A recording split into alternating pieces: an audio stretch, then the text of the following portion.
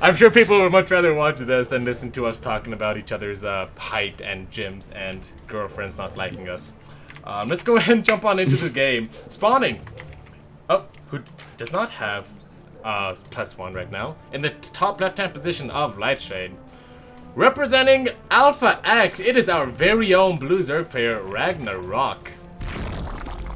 With the extractor trick to start things off, you gotta love to see it, Akon. Yeah, absolutely. In the opposite corner, he needs to win the series to not be eliminated. It's the red Protoss player playing for Team Envy. It is Creator. Ooh, I like the little gruff you threw in there, Akon. Really gave it some soul. Yeah, it's just how I roll, you know? Careful, it's kind of late at night and I get scared easily, Akon, so just give me a heads up whenever you're about to do that. I'm terrible with scary movies, man.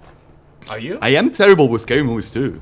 Okay, yeah, see, that's the thing. My girlfriend always loves to watch scary movies, and she gets so mad at me because I'm like, okay, I'll watch it, but only if I can like pull the blanket up over myself, right? I'm like, that's okay, that's the deal. It kind of worked the same until my like former girlfriend decided like, okay, let's stop doing this altogether. It doesn't make sense at all. And I was like very happy to agree with that. I know. I mean, I don't get what the big hype is around scary movies, man. I mean, like, shoot, like, and whenever like I want to like hide or like, you know, cover my eyes, I'm good for the plot, right?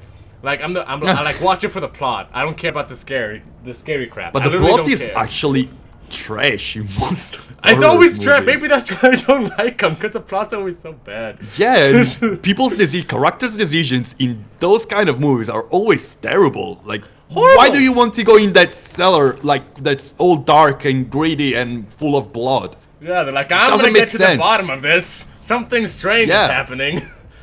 Yeah, I'm gonna get the heck away from there. Let me get a drink. Like, I'm not having anything to do with this. If only they were as smart as us, Akon. Yeah. If only. Yeah, she always rips the blankets off me, so that's why I don't watch it with her anymore. It's your own fault, you know. Yeah, it is. Alright, like, it really sounds like she does it for punishing purposes, but, yeah, I won't get further into that. If that's your kind of thing, like, yeah, I mean, maybe she does it because she hates me, maybe she does it because she hates herself.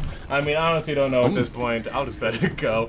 Everything's actually being produced here a little bit more than is normal. I mean, I see 6, I generally see like 2. Maybe it's for an early adept, actually. Maybe I'm just... And it's actually very interesting to see also, like, of course, Creator went for the hatch block, he blocked the archery in the natural, and RAGNAROK decided to go for this third and not the other. That's a little bit closer to your opponent's base, meaning that creep is gonna be spread in that direction, meaning that you're gonna play aggressively. And RAGNAROK is kind of the aggressive player. He's not really doubling it up right now. He's been producing drones for quite a while. But this could mean aggressive play from RAGNAROK. And Creator is gonna drop a Dark Shrine. Oh, I love these Archon drops coming. Oh yeah. Or maybe Blink DT drops coming. I mean, remember that one time, like, was it Zest? I forget, who just pulled 8 DTs outside of the main base and just blinked them all in at once? Do you remember that? If it wasn't Zest, it was SOS. It's one or the other. I think it might have been SOS, actually. It sounds like a very SOS thing to do. Yeah, that definitely sounds like it. I feel like every Protoss has had the moment where, like, they think of something crazy, like, they think something crazy to try, and they're like, ah, it's stupid, I just won't do it. And then they see someone else do it, like a pro player do it, and they get so, you know, irrationally salty, like they stole that from them, even though they never said it to anyone, not even themselves out loud. Well, if you have that feeling, know that SOS did that first. Yeah. Every single time. He always did that first. Never forget. Let's see if RAGNAROK knows about this Dark Shrine. Looks like he's moving in an Overlord to try and scout it now. And looks like he won't be able, Crater that is, to deny that there is no Stalker in position. It's coming up now, but RAGNAROK will get a full scout on out. But is it too late? He's getting a Spore Crawler in his base. That's a lot of Zerglings. It is a lot of Zerglings. The Dark Jumper are warping on in right now. I mean, if they hurry on over, there is no layer, may I remind you. So, I mean, if these Spore Crawlers go down, that's it. You can't see these bad boys. The layer starts just now. Let's see. He's gonna go ahead and try and move on in. Does Creator know there's not a layer? I don't think so. And the Spores do end up finishing on up. And 3 DTs make it on out. Which sounds like he lost one. He didn't really. He only really had 3 to begin with. Maybe. Yeah, he only had 3. Yeah. It's just the usual Archon drop. He's gonna make a 4th one right now and just start making not Dark Archons. Dark Archons don't exist anymore. It's just gonna make Archons, guys. Poor Dark Archons. I do miss Dark Archons a lot, so don't hate me. But okay, right now Ragnarok manages to get a cancel on the third base of Creator. He doesn't manage to go for his aggressive play since he decided to start that lair. But he will go aggressively in a little while. Zerglings coming back home, they will not fight that great against these Archons. Roaches are coming right now. One of the Queens almost gets killed and it actually goes down in a jiffy. And here comes the Roaches ready to rock against these Archons. Another warping of units, especially Dark Templars, is gonna stop these Zerglings from getting a full wraparound. And Archons are dealing a lot of damage right now. The last few Roaches in the natural gets cleared. There's 2 more fighting right now with the Archons, but they will definitely lose that fight. Another round of production. But Queens are falling left and right. Finally, the Archons get cleared. And that snipe on the Warp Prism was a thing of beauty from Ragnarok. Creator is in rough waters right now. Oh, it is painful. The Speedlings go ahead and got the cancel on that third base location. And can I just say for that fight, beautiful control by Ragnarok. I'm not just saying that because he's part of my team and I love him so dearly. It's actually amazing. The Queens forced themselves back into this choke here, but he didn't get them two together. He was still spacing the Archons, you know, threatening the Zergling flank, so the Archons really couldn't jump on those Queens, and the Queens just traded so efficiently against everything. Really beautifully done by Ragnarok here. You can see resources lost. Pretty much the same. All Archons, all DTs, all War Prisms went down in that fight, and Ragnarok in a very strong position to take the next step in this mid game here, Akon.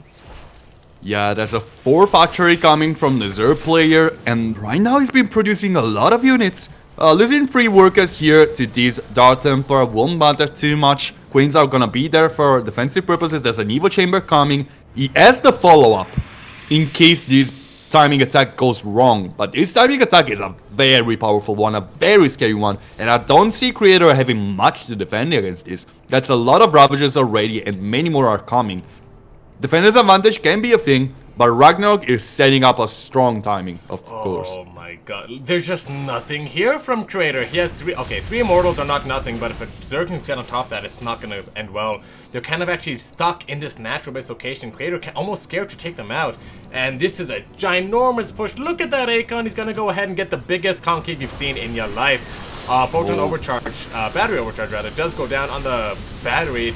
It is gonna get targeted down though, and now we need to see some godlike War Prism micro. And even then, it's a big maybe. 78 army supply to 38. Ragnarok just collapsing on this. 10 probes go down so fast. I mean, he's not gonna die just yet. This is this is enough to hold this back for now, but reinforcements are on the way.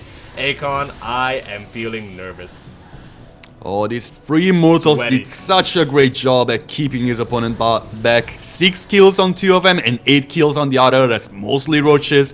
And that has been exactly the only thing keeping Creator alive. These Zerglings getting into the natural of Creator like spells a little bit of the disaster for the Protoss player. Getting that pylon is not the most important thing, but the main army is still fighting over here at the third base. Immortals still rocking a ton of damage, but here comes the rest of the army, and finally these Roaches start stepping forward. One of the Immortals actually almost falls. Shield Battery overcharge is gonna keep the Archon alive, and that's more than enough, apparently, to keep Creator in this game. Such a beautiful hold from both players in 2 different stages of the game, but I still feel like Ragnarok is immensely ahead, and he can really make Creator sweat for this amount of Roaches that are still streaming through the map. There's 2 Immortals in a Warp Prism in the middle of the map though, keeping these reinforcements back, and it looks like finally Ragnarok has to back off for a little while.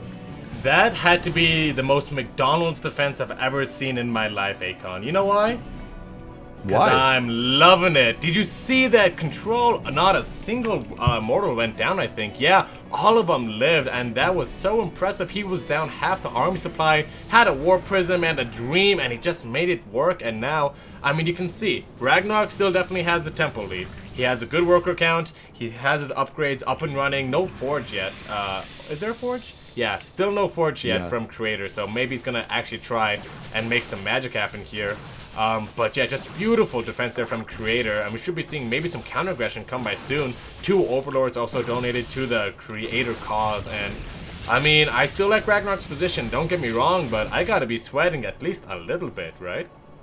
Yeah, that's definitely not the worst position he could be in, but to be honest, like, Creator has been consistently producing Immortals so far, Immortals and Archons so far, and Ragnarok has not been taking up, really. He's taking a Baneliness, he's taking Banelin speed, those are gonna be important upgrades against those Zealots. He has an insane amount of Ravagers. Ravagers are going to be incredibly important, but look at the army of Creator, that's a scary, scary army.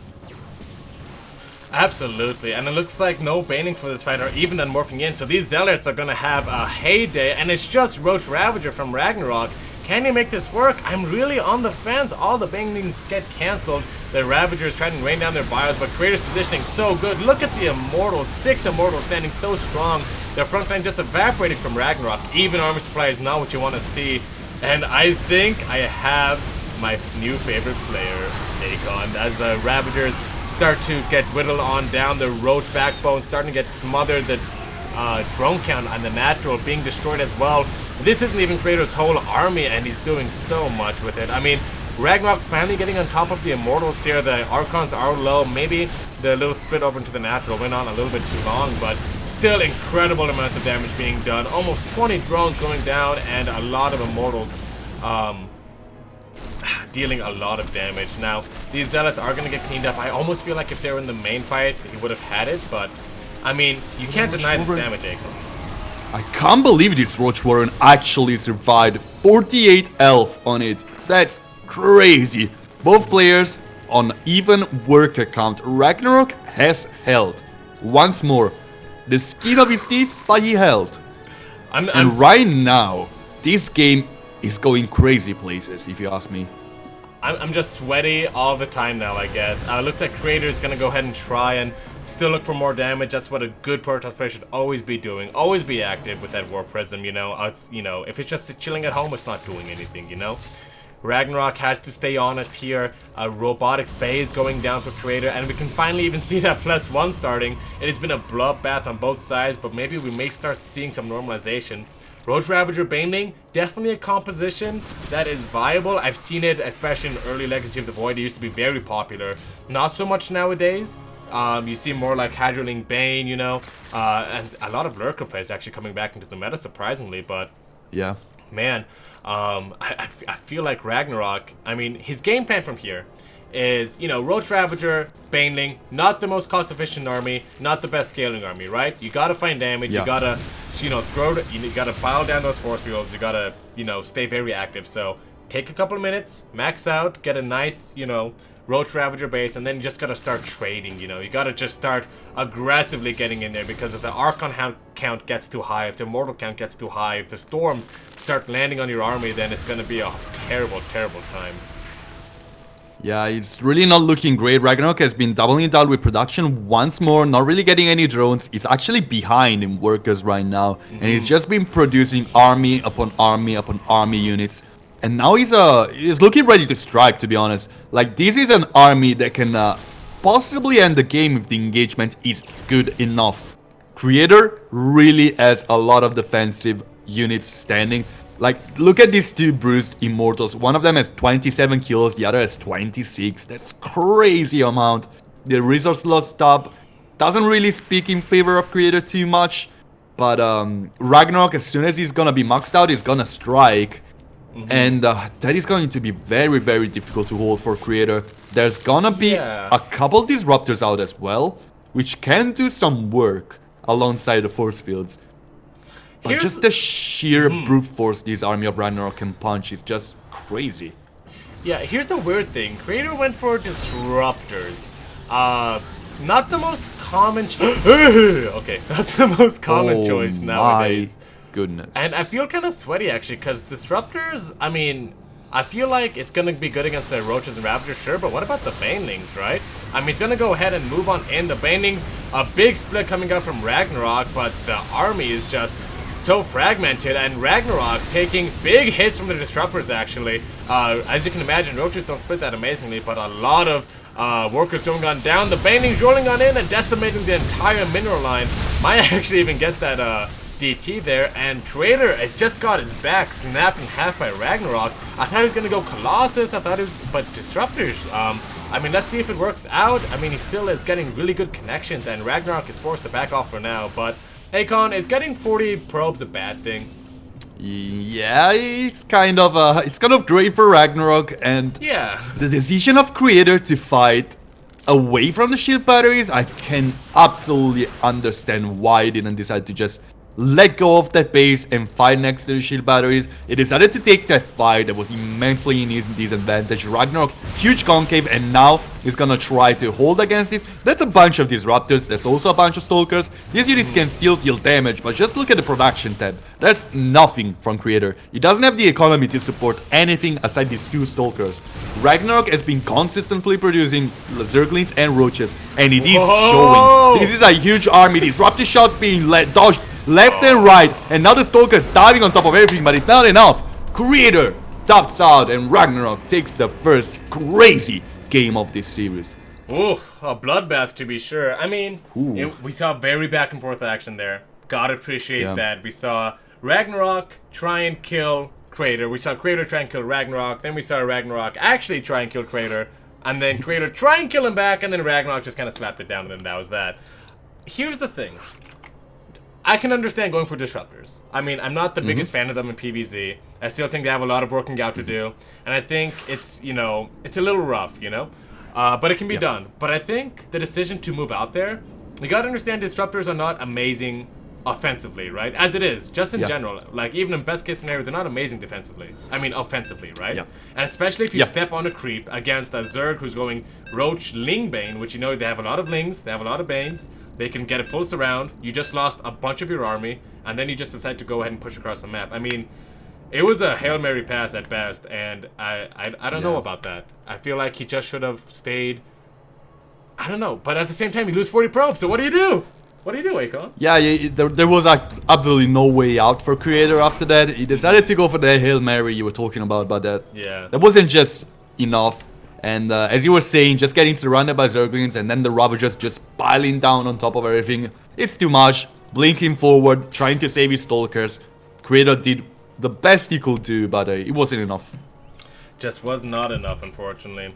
But anyways, it's another game, it's another map, and it's a day for me, actually, because it's 1:30 a.m. But spawning in the bottom left-hand position of Jagannatha.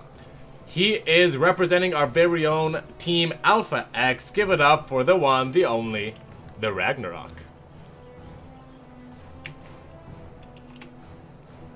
Here on Jagannatha in the top right-hand corner instead, his opponent is spawning.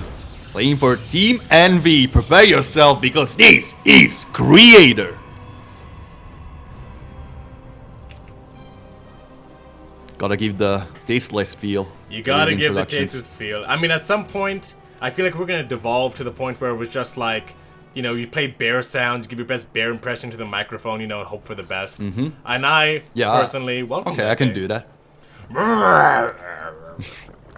Yeah, that sounds great. Like that's a cast I will definitely watch. Yeah, like going full. Do you watch Critical Role? Do you know who Critical Role are? Oh shoot, my friend watches Critical Role. That's a D&D thing, isn't it? Yeah, exactly. That's one of the voice actors. His name is Travis Willingham, and his character always has this little bit of a gruffy voice, just talking all the time like this, and it sounds amazing. So we could do that as well. It's very calming, I would say. Like, there's nothing calming about my voice, right? It's high pitched, it's fast, it's hard to understand, and sometimes it, you know, sounds like it's swallowing its own tongue. But like, I can appreciate a nice, deep, sultry, smooth like butter talk every once and again. I can try my best impression at that, but I don't feel like my voice just has those features you were talking about. I like that. That was good. I give that 3 out of 5 stars. You know what that? All right. It's a very plastic voice. I used to sing, so I can do multiple things with it. But it's just. You used to sing? Yeah. Oh, you should not have told me. I actually that, still sing, but it's true. That was your first Sorry? mistake. You should not have told me that. That was your first mistake. Now I'm gonna ask you to like sing all the time. Like spawning you can do that. I do sing all the time. So in the top right-hand position. You're gonna sing next intro. Promise? Or not promise? No. Deal no or promise no there. deal? Aww. Buzzkill. I can sing you something, but I won't sing an introduction. I'll take it. Speaking of taking things, Creator is Stargate. taking a page out of his PVTs and is throwing down a Stargate. Definitely a little bit of a safer option here, and we again see the Void Ray. So I like that Void Rays are being seen more often. The safety Void Ray is now a lot more of a thing now that it's a little bit cheaper, you know, a little bit stronger. Everyone's happy about it. Ragnarok is unfortunately going to get a full scout on off. Creator obviously keeping this Stargate in the main base and not part of the wall because he doesn't want Ragnarok to find out. So a little sad there, but you know, not the end of the world by any means. And Ragnarok, I mean, if I were to guess this game, he actually like take the third base away from his natural again. But if I were to guess, I would say, I mean, he's gonna try and play the longer game here, right? Especially Yeah, I after do seeing feel like Stargate. it, and I don't know if you watched any of the Zest games lately, but he's been doing these crazy 3 Stargates mass Void Ray build. That's been working like crazy good, and I would love Creator to take a page off of Zest books instead, and just start doing that 3 Stargates kind of build. The pieces are there, but I don't know if he will manage to do something to the likes of it. Ragnarok is dropping an Evo Chamber back home. Yes, there's 3 bases, and there's probably a lair incoming very, very soon. Oh yeah, most definitely. I mean, it looks like he just wanted to get the one single Void Ray here. He's not going to build 2 Void Rays, a Phoenix and an Oracle, and then just die, so... A little sad about that, but at least it's something. I definitely... There is another Void Ray in production. Okay, so I don't think it's going to go multiple Stargate. The gases are really late, right? And I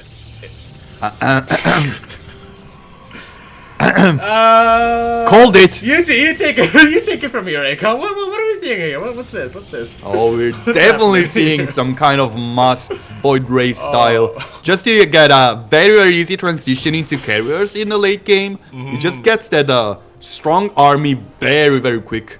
And it is possible we're going to see a first target as well. That's how Zest likes to do that. I don't know if Creator wants to play exactly that way, but I do feel like the first target is much, much needed here. Here it comes. It's gonna be 9 Void Rays very, very shortly. Then followed by a Fleet Beacon, and then all-out carrier production. Oh man, all-out carrier production early into the game. Fleet Beacon, bringing you tomorrow's units today. I didn't know that. I guess you don't really need that much gas, huh? Because Void Rays are more... No, they you take a don't. while to build. It costs a lot of minerals, you know. So, I mean, I'm so excited about this. I haven't You seen... can support it out of 6 gases. You can easily support it out of 6 gases. Oh yeah, absolutely. And a Nidus Network's actually coming down here for Ragnarok. Does he know? Do you You have a think? new queen. Oh, I doubt Creator knows, like... do you mean if Ragnarok knows what Creator is up to? Yeah. I mean... Does he know? I don't think so. I don't think he knows. These are slow buildings making their way into the third phase. Oh yeah, taking economical damage is a disaster for Creator in this scenario. He has a lot of important production structures that require you to have a strong economy, and he's now losing a bunch of probes. Now Ragnarok 100% knows what's up. And look at this, he decides to instantly strike into the main. Nidus Worm going up. Probes are gonna be called in, but probes are not even remotely enough. The Void Rays need to be recalled to stop this Nidus Worm. The Nidus Worm won't be stopped. Queens are out, transfusing in, but it will be killed very, very quickly. Can these Queens kill these Void Rays before they get killed? I don't think so. Here's another Nidus Worm going up right here. Transfusers are doing their best. Queens doing their best. They're keeping this Void Ray count low. 2 of them are actually going to fall, and this is gonna complete Nidus Worm up into the main of Creator. Disaster for the Protoss player. Links everywhere. Queens killing the Void Rays. And this is gonna be the 2nd win in a row for Ragnarok. I was having such a good time too, man. I love seeing Stargate play. I love seeing heavy Stargate play even more. Breaks my heart, man, but at the same time, he's part of our team, so, I mean, Ragnarok, doing good, buddy. Doing real good. It looks like we're ready to actually even start to the next map here soon, but really quickly, Akon, like, what do you think about that last game? Can I get your impressions on that bad boy? Like, if you're Creator right now, especially, what are you thinking? I've seen Zest do this build so many times. I think I've seen it like do it like 20 times in the last 2 weeks, which is crazy. And I've seen him be that much more. Wait a second.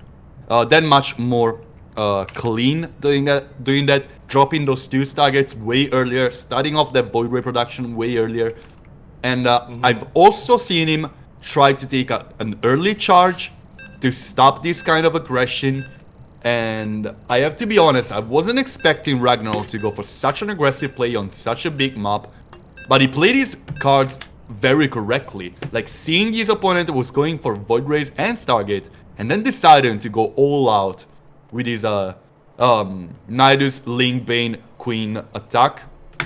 It kind of worked out fine. Creator didn't have enough. It was too slow on his build, and then losing economy even handicapped him more. But this is another game. He needs to get 3 in a row, but who knows? Yeah, who knows? I think you summarized it perfectly here, and obviously we have so much pressure riding on this last game, but I don't know. Let's see. I wouldn't be opposed to seeing a 4-star none soon, but before that can happen, we need to know who's playing. Spawning in the bottom left-hand position of Oxide, representing Alpha X, taking a very fast and commanding 2-0 lead in this best of 5. It is Ragnarok.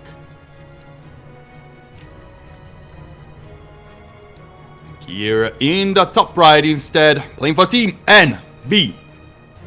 Hitting from Korea, the Red Protoss player. I'm talking about Creator.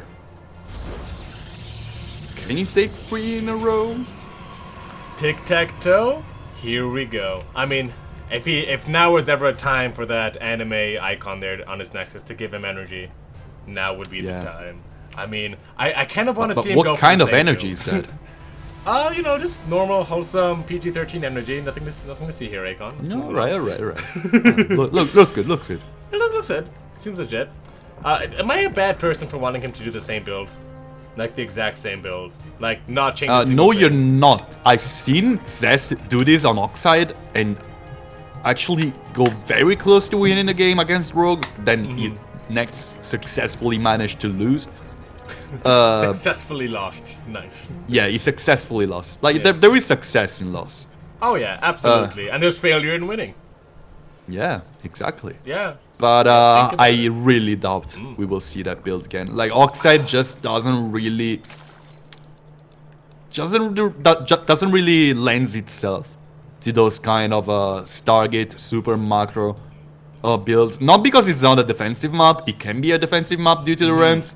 But being this short, you kind of lag too much behind if your opponent decides to go for some kind of Roach Hydra, which is very, very standard.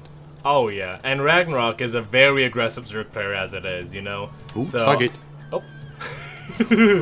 You're about to eat your words like I ate mine, Yeah. Akon. The circle of life is what's happening right now. It's just karma right now. Yeah, I believe he can do it twice in a row, but we'll have to wait and see. I feel like Ragnarok, regardless of what Creator wants to do, Ragnarok lacks aggression. He feels comfortable in it, so I feel like no matter what happens, he's gonna try and go for at least something a little aggressive. Whether that be another Nidus play like last game, whether that be a big Roach Ravager push, whether it just be straight up, you know, Ling Bane, try and bust open that third base and then macro from there. I think Creator has to kind of anticipate that Ragnarok, if he understands Creator or Ragnarok as a player, Creator has to kind of understand that there's going to be some aggression, play a little safe, see if you can catch him out with DTs that kind of worked a little bit good the first games, and yeah, just kind of take things slow. Don't rush it against this guy. Yeah, it looks like Creator is also not gonna... well, it looks like Creator is not gonna go for anything too crazy. He's just gonna start off with an Oracle, which is just the average Stargate opener. Alright, getting 2 drones over here with these adepts. That's kind of great. Actually, 4 drones with 2 adepts. That's very much great. He's gonna follow up with a Void Ray to deny vision. But then after that, I'm very, very curious to what Creator has in mind. Because as you were seeing, against Ragnarok, you better off play your hand safely. Because you can get in very nasty places very, very fast. Oh, absolutely. Speaking of nasty places, this Oracle has 7 HP left and is still trying to zap down that hatchery. Kind of funny there. 6 drones going down for Ragnarok. Not the end of the world, but a little bit more than you generally lose to the Protoss at this stage of the game. We do see the gas is also being turned on as well. We see more oracles come in, so unfortunately, no gazillion void rays now. I kind of want to see Creator play like he did against versus Beyond, and I think that's what's happening here, right? He's not really taking many risks. He's getting his oracles out. He's keeping vision on the map. Oh, he does have a void ray actually. So yeah, he has a single void ray, but it's just for denying overloads on the map. Yeah, nice safety. It's not really doing much else. Oh yeah, absolutely. And you can't really die to roaches if you have a void ray this early in the game. Yeah, exactly. With 2 oracles as well to back up, that's absolutely 0 chance. He can also take a drone here and there. That's exactly what he's doing right here.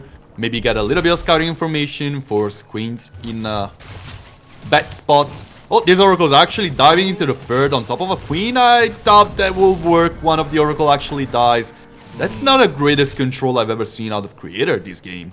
Yeah, I'd give that a solid, 7 out of 9 there. You know, a lot better than me, but also, you know, I can do it better. No, I'm kidding. But there's a toilet console, finally. Oh yeah, from there is. Creator. Yeah, so the build badly needs charge to be done very quickly. Absolutely. The build was like Stargate into Robo. Wait a second. Wait. Is this resonating glaives? Is it glaives? I mean, wait. Let me see the upgrades. No. Okay. Wait, the Twilight's in production. What am I saying? See the upgrades. I mean, there's a lot of adepts here. And he doesn't lose a single one in that skirmish in the middle of the map. I don't think it's glaives. Okay, it's charge. Yeah, it's charge. I kind of wanted to see like an old like glaives push like there used to be in the early days of Legacy of the Void, where you get 7 adepts with glaives and you're like, meh. No such luck this time. Yeah, it's been happening quite often in the last year, so. Yeah, I'm glad to see these like strategies come back. You know, I always like seeing adept control. It's funny because a lot of the earlier Legacy of the Void strats have come back with these advanced, like more Olini versions.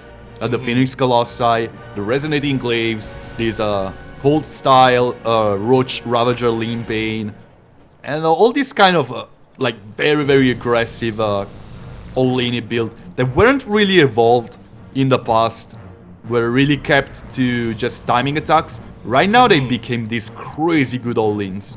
It's very nice to see. It's very nice to see indeed. Kind of a funny thing happened. Like the 2-1-1 as well. Yeah.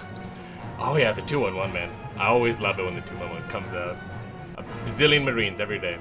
But I feel like Creator like was trying to drag the queens away to this 4th base with that Void Ray, and then maybe he would have done something with like, 4 adepts and a couple of sentries. But then I think he realized that, maybe 4 adepts and a few sentries isn't really the greatest force to poke a Zerg with. So just goes ahead and moves back there, and it looks like we're seeing a very passive game. Creator getting exactly what he wants. He's getting Storm. He had good damage in the early game. Nothing too noteworthy has happened on his side of the map. Ragnarok just kind of content to just sit back. He's got to 75 workers, so we should be seeing the very best of both players' macro come out for game number 3. And I feel like this gives Creator a really good chance. Yeah, I do feel like that as well. Ragnarok is really keeping up on macro. He's really been making a lot of workers. He's keeping his upgrades high. But his Infestation Pit is not up yet. That's very late. You're supposed to take it basically like right now, not any seconds later than this. And not having that Infestation Pit, I think means Ragnarok wants to shake this game. He wants to give it a turn. He wants to go for something rather aggressive. Not getting an Infestation Pit means no hype. Getting the +2 melee attack means no lurkers. This is going to be a very aggressive attack in Ragnarok, coming fairly shortly. Oh yeah, you know my opinion on shaking things up already, Akon, and I really like this from Ragnarok. I didn't know about that Infestation Pit, but now that I'm looking at it, yeah, I would definitely like be scouting for a hive right around this time of the game. Be seeing like what's the tech coming up, what's he trying to do. And Ragnarok, you're right, he's making a bunch of Banes. There's going to be a big Hydroling Bane push, it looks like it. Probably going to try and deny the 4th base, and he does end up doing that. Meanwhile, Zerg's coming on in from this flank over here. Ragnarok very much all over Creator's side of the map. Would not be opposed to even seeing some Dropper Lords coming out, but, wouldn't hold my breath for that. It looks like Ragnarok is trying to spread Creator's army in different locations. He's managing to do that, but his army cannot really get too close to where the main army of Creator is. Lots of stasis wards spread around. The double Oracle is such a good way to keep control in these situations. Ragnarok almost maxed out. It needs to do something rather quickly, because Creator will start outgrowing him very fast if he doesn't deal those damage right now. And he's setting up his whole army here on the right side. Let's see if these Stasis Wards do enough. Stasis Ward catches a bunch of units, but there's not enough. These Storms are going crazy on top of all of the others. Storms stopping in every single choke point. The army of Ragnarok is melting, but does Creator still have enough? Ragnarok not really reinforcing this location quickly enough, and these Storms were enough to keep Ragnarok at bay. The base will be cancelled, but I really think that this worked out in favor of Creator. Ragnarok forced to drop that infestation pit, forced to get a hive very soon, and Creator would get to the later stage of the game very much quicker than his opponent. I absolutely agree. Like, the tech options from Creator are there, but here's the thing, he doesn't... Where's his fourth base, you know? Like, the fourth base is the launching pad for these sort of things. You want to up your immortal count, you want to get to carriers, you want to get a mothership, you gotta push off that fourth base, you know? And Ragnarok, even though he did lose a lot that fight, he managed to get the fourth base. His creep spread is still fantastic, and he's getting his own infestation pit. It's gonna be very late, and there's gonna be a lot more blood before this gets anywhere. But actually, hold that thought, a nice links around on the main ramp here, almost picks off those Templar, but a good save there from Creator. Ragnarok actually started that. Started that counterattack very early, and he's keeping these lings over here as well. 11 probes end up going down, and Ragnarok is all over Creator. Yeah, right now dealing a ton of damage, dropping that Spire and the Hive at the same time. Now he's just basically trading supply. He needs to free up some supply for those later tech units. He needs to take some advantageous trades as well, because he cannot really get into the later stages without enough army to hold in case a big push comes. Oh, these Stasis Wards! Oh my goodness! Big ol' honkin' Stasis Wards, Akon. And it looks like these Lings are gonna have to accept that they're probably gonna get stormed to within an inch of their life. Waste a couple of banings on the rocks. It happens to the best of us, but I mean, as Creator's positioning for this next fight, I mean, Creator has a amazing army, right? There's storms everywhere. How many Templar does he have? He has 7 high Templar. He can blanket this, and now Ragnarok is gonna start feeling the pains of his earlier choices come in. He has no tech to support him. A lot of banings get stormed on down. A good flank on the bottom, but Hydra is just eating these storms, and the supply plummeting for Ragnarok. Almost briefly tries to take out the War Prison, but decides against it, and Akon, Ragnarok is on the run. The Ragnar run. Brilliant fight from Creator. Just absolutely smashing those Hydras with those insanely good storms. Stasis Wards going left and right again, and Creator is just right now hunting for blood. Hydras can get nowhere close. These High Templars still storming. These were like 30 storms one after the other, and Creator takes the first game of his series. Oh, a very back and forth game, just like in game number 1. But this time ending in Creator's favor. I mean, I feel like things were going really good for Ragnarok. Like, fantastically good. Like, denies the fourth over and over again, right? And then kills a bunch of probes. And then gets great baning connectings on some Templar, right? But at the end of the day, I mean, it's army versus army, and Creator's army just took a beautiful fight. Storms everywhere. I mean, there was a bunch of banings morphing in, like 15 that would just storm down before they could even come into this world. And yeah, it looks like we have a quick 3-minute break, but Jesus, I mean, you gotta kind of feel for Ragnarok there. I mean, he just kind of got pro-tossed out of his own game, you know?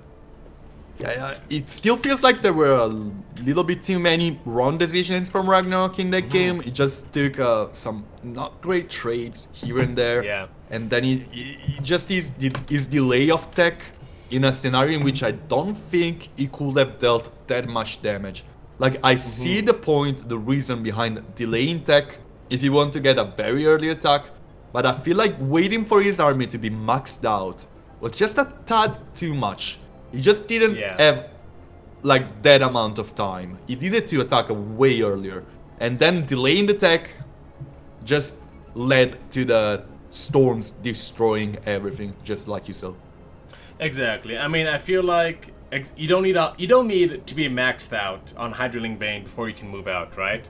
Like, Exactly. Protoss, maybe like a little bit, you know? He needs to be around 170, 180 to feel comfortable, right? I mean, Hydralink Bane is very scrappy. You can split it up a lot. Banelings can run into mineral lines. Hydras can move into the 4th base, you know, and then just run away, you know? You know, that Protoss army at that stage in the game, when you're at 170 and they're at like 130 or 140, they can't chase you on a creep, you know? It's very safe. That's your time to, you know, counterattack, not to... And, you know, be very active with your army, not just sit back and, you know, try and hope that you can outscale him. Because at that time, there were storms everywhere. There were a bunch of immortals. Sure, he took some damage, but his army got preserved, and he took great trades in the meantime. And I almost would have liked to see a Lurker Den come out instead. And we'll talk about that more. Yeah, exactly. But first, we'll get into this game here. We'll run through the introductions here, because I do want to talk about that. Spawning in the bottom right-hand position of Death Aura, representing Alpha X, it is our boy Ragnarok. And here in the top left playing for Team Envy and from Korea is the red Protoss player. Here on Death Aura, it is Creator. Winning last game, and I said I want to talk about last game, right?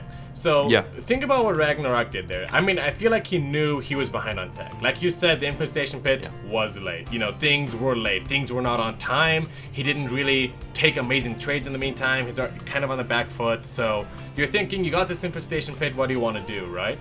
And throwing down a Spire and going to Broodlords, that takes a while. That takes a while. You gotta get the Hive, then you gotta get the Greater Spire, then you gotta get the Corruptors, then you gotta morph the Corruptors into Broodlords, right? I mean, I think if he just threw down a Lurker Den, he throws down a Lurker Den, he already has Hydras. The only thing he has to wait for is for the Lurker Den to finish. He gets those, he plants them back home, he kind of stays defensive, he spreads out his Lurkers a little bit, and it's like, Creator is forced to take it slowly then, right? You can't just run into Lurkers. Lurkers are so great defensively. So fantastic, especially covered with spores, and I don't know, as a player, how do you feel about that? I mean, I feel like... I feel the same as you. I feel the same as you. I feel like there was this little bit of a wrong game decision, and I also feel like there was a little bit of tunnel vision going in. Like, he decided to go for the +2 melee and then just keeps on going, keeps getting on the aggression. +2 melee is an upgrade that you take if you want to strike at different sides of the map. You want to get Banelings in their mineral lines, one-shot the probes, and then get the heck away from there. Ragnarok didn't do that. Ragnarok went for an all-in just as soon as his +2 was done, and it just didn't work. He then decided to go for this Spire, this super late thing that just takes so much time before getting online. Lurkers do take a lot of time before getting online, but before they get online, they still are insanely good defensive units. And that's exactly what Ragnarok needed in that point. He didn't need to be even more aggressive. And just this a little bit of tunnel vision, it's what kind of blocked him from getting a more successful tech up in that stage of the game. Absolutely. I think, exactly like you said, tunnel vision, he got a little excited. I think he saw that he canceled the 4th base a couple times and got some probes, and he was like, alright, I'm going to keep doing this, I'm going to keep, you know, I'm going to keep forcing my hand there. But I think if you just pull it back, you know, pull back on the reins, you know, pull back the aggression, you know, rein your Hydras back in, you know, just like stick to like small Baneling run-bys, you know, maybe even drop a Lords that can still keep the Protoss on their toes, then you have a much better chance of that game. But we'll have to see. This is a new game, it's a new day, and we have an Oracle coming out from Creator. Ragnarok knows immediately what's going on, and I have to ask again, is it going to be the 3 Stargate build? My heart says yes, everything else says no, but a guy can dream, Akon. A guy can dream. Yeah, same. I feel like if you didn't broke, don't fix it, right? And Creator's last game was pretty nice. It was just tech at the right moment, right units at the right time, getting a very early storm, getting some damage done here and there. And those Oracles, man, those Oracles were the real champ of the game, the real MVPs. Getting those stasis wards, getting a 10 drone skilled, pushing these queens left and right, forcing transfuses out, getting that much buff vision, getting revelation upon revelation. It was just a crazy good performance by Creator, speaking of those Oracles. And I want to see more of that because I feel like these Oracles can really make or break his series right now. Absolutely. Vision is honestly like one of the most important mechanics in all of StarCraft. Like nothing, no unit even comes close to being as good as Vision comes. But speaking of units, these queens are units, and they're also spreading creep. But also, let's look at what Creator is doing. He's going for a lot faster of a third base here. So we saw a couple of games ago he was going for, you know, his Twilight and his Robo, and he was trying to like, you know, at least that gets a lot of tech up before he retakes his third. This is a lot faster. He has the safety Void Ray. He has an Oracle. He knows nothing crazy is coming his way. So I appreciate it. That being said, Baning Nest and +1. Are we going to be seeing some aggression here, Akon? Are we going to be seeing a move being made on this third base? I don't think we're gonna see anything like too crazy aggressive right now. There is still like the possibility that Ragnarok decides to go for a big old attack on this third base, trying to get a cancel or maybe even a kill. But I would dislike that a lot. I would explain why here. Creator is this kind of players who likes to cut a lot of corners to get a lot of tech early on. So yeah, he's the kind of players who's actually weak to this kind of attacks, and that makes sense, but that's not the way Creator has been playing the last game. If you want to play against the Creator that played the last game, you kind of need to evolve your playstyle in a way. Look at this third base of Creator. He has a Sentry already in position, he has 2 Adepts, he's getting ready to even strike, and he has Oracles patrolling to scout out units. He sees these Banelings, goodbye. That's goodbye. exactly what I was talking about. Turn them on, give them the zappies, and throw down a couple of force fields. I mean, Ragnarok made the decision. He likes to be aggressive. Let's see how it turns out. Almost all the Banelings dying before they even get anywhere close to the units. He gets to that juicy underbelly, but another perfectly placed force field goes down. And like you said, it's just a bunch of Banelings running through their deaths into Oracles, into beams. And Ragnarok now finds himself down 13 workers, layer only halfway through, finishing right now. No real useful tech to speak of, just a spawning pool and an Evo chamber. And yeah, I mean, I've seen these before, the +1 attacks on the third base, but generally that's meant to hit a lot sooner. And you just try and move in with everything at once, not really Banelings and Endlings. I don't know. It's definitely a rough position to be Ragnarok. Yeah, he's gonna start that lair. He's gonna be done here at the 7th minute mark, which is insanely late, by the way. But Crazy yeah, late. you know what? Ragnarok is heading into a very difficult mid-game. Creator dropping 7 gateways, starting to produce those immortals. Charge is done, almost done at least. Templar Archives is almost done. Like every single piece of the puzzle is in the right spot for Creator. Creator only needs like a minute before actually exploding compared to Ragnarok. Oh yeah, Creator's gonna take Ragnarok to the bone zone. It's looking rough. I mean, those 8 gateways, they are not for show, ladies and gentlemen. And I think as soon as Storm finishes, gets 2 or 3 Templar with Storm, he doesn't need a big Archon count, he doesn't need a big Immortal Sound, he just needs to bathe you, lather you with Storms. And that is if he chooses to move out. It's his choice. He's throwing down a 4th, he could do both. He can take a 4th base and then he can like try and kill you. And there's not really much you can do with Ragnarok. It will be a pity for him not to strike before Spire or Lurker's Den is done. It looks like Ragnarok is going for the Lurker Den, which can lead to some interesting game scenarios. I would love Creator to start doing something, at least with Zealots. He's gonna move out here in the bottom left. I doubt he will do much over here. Maybe we'll get a cancel on this base, which is something, of course. But I would like him to go and... Oh, it's a kill! Yeah, got it immediately as it went down, and those are generally kills. So Creator has to be a little happy about that. Probably gonna recall. Yeah, I was gonna say very precarious army there, but you know that's just how it is. Gets a recall to the main, kind of annoying, but whatever. And Ragnarok, you know, 350 minerals donated to the Creator cause. And Creator, I think he's just content to just pretty much max out here, and I think we're gonna be seeing something very similar to the last game where Ragnarok just hits his head on the Protoss wall over and over again.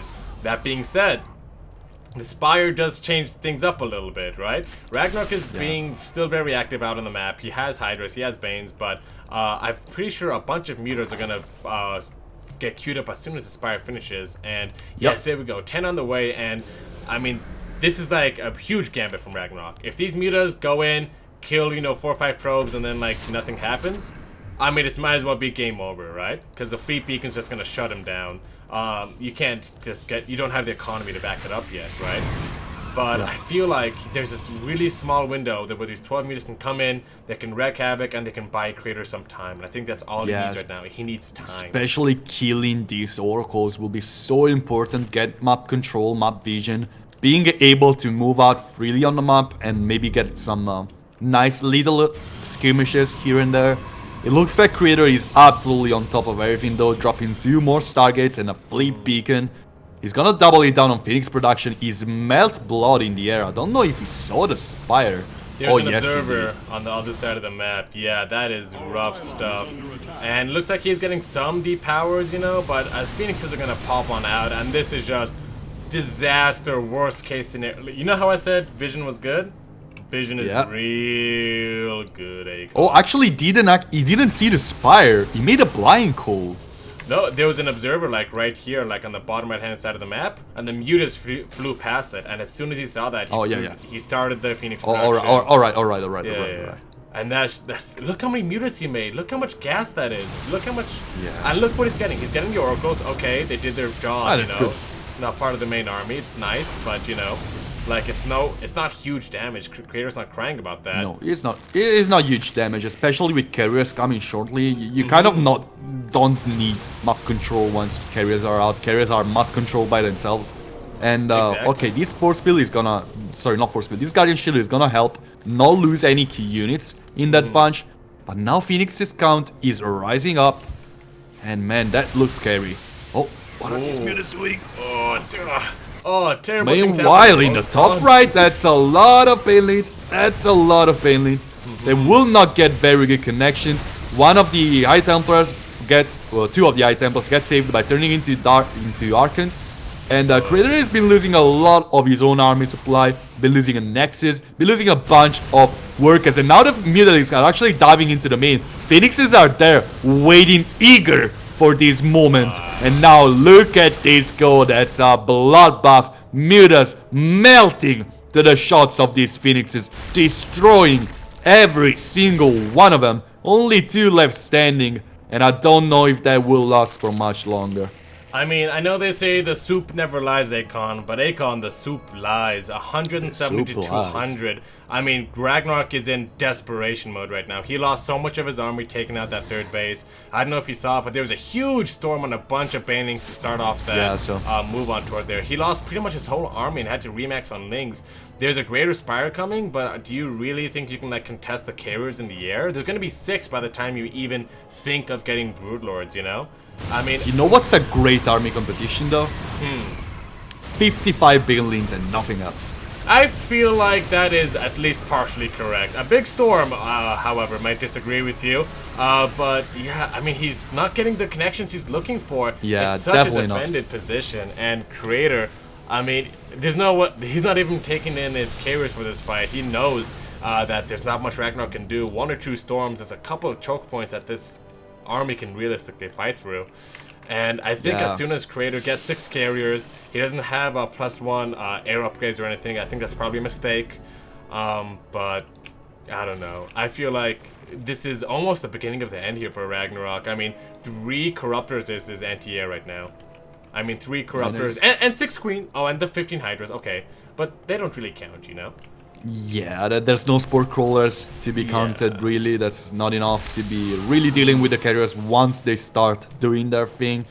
Exactly. I don't think there's there's 1 +1 air attack for Ragnarok, but just look at the supply right now, like 80 workers, dead even economy.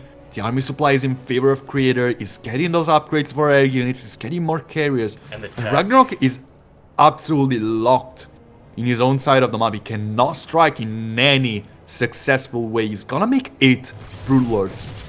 Yeah, what does he have against the carriers then?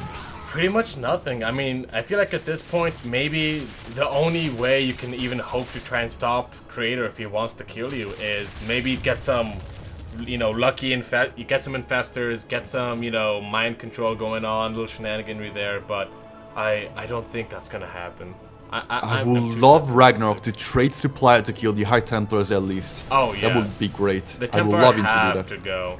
And the Spore Forest, look, throws it down right in front of the army. He's like, aha, I know what to do here.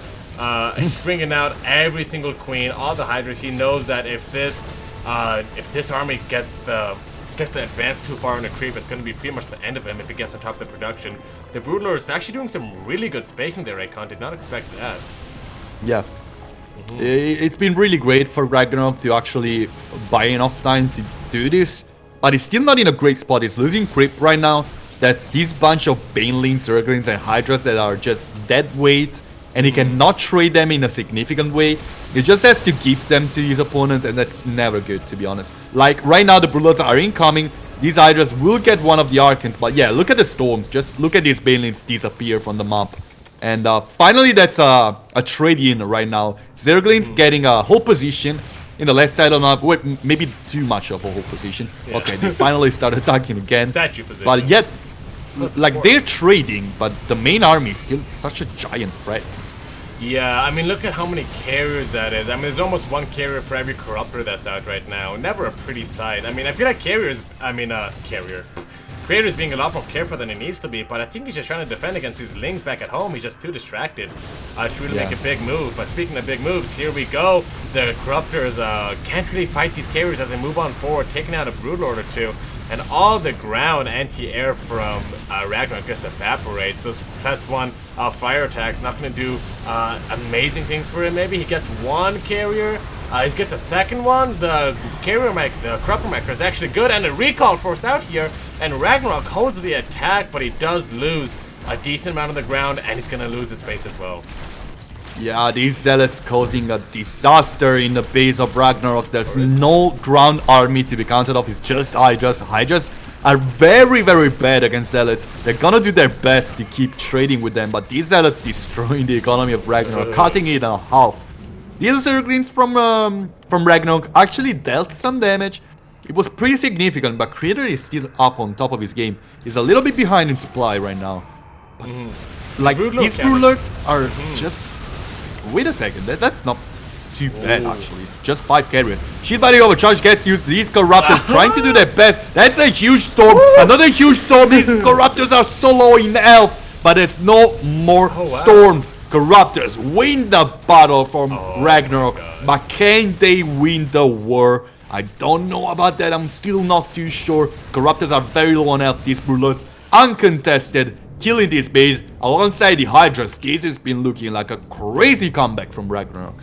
Where were these Void Rays when the carriers were dying to like 2 health Corruptors? Am I right? Where were those? Oh, Creator, I'm apologize. That Broodlord count really coming in clutch for Ragnarok.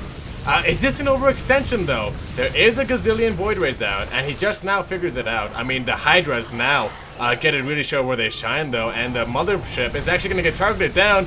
I feel like I never see a Mothership live nowadays. GG is called, and Ragnarok takes it 3-1. -4.